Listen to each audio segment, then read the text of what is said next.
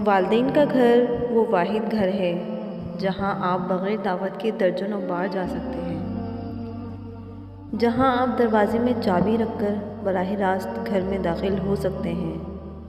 वो घर जिसकी प्यार भरी आँखें दरवाज़े की तरफ उस वक्त तक होती हैं जब तक वो आपको देख ना सकें। वो घर जिसमें आपकी मौजूदगी और अपनी वालदा और वालिद के चेहरे को देखना आपके लिए बाइसे सआदत है, और उनके साथ गुफ्तगू करना आपके लिए बाइसे अजर है। वो घर कि जहाँ ना जाओगे तो उनके मालिकों के दिल सुकड़ जाएंगे। वो घर कि जहाँ दस्तरख़्वान आपके लिए पाकीज़ा हो और उसमें कोई मुनाफ़क़त ना हो।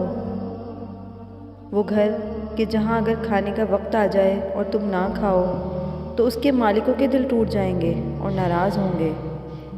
वो घर जो आपको तमाम खुशी और हंसी पेश करता है, तो जनाब उन घरों की कीमत मालूम कीजिए इससे पहले कि बहुत देर हो जाए। खुशकिस्मत हैं वो लोग जिनके पास जाने के लिए उनके वालिदैन का घर है। अगर आपको मेरी वीडियो अच्छी लगी तो प्लीज़ मेरे चैनल को सब्सक्राइब कीजिए। जज़ाकुमुल्लाह।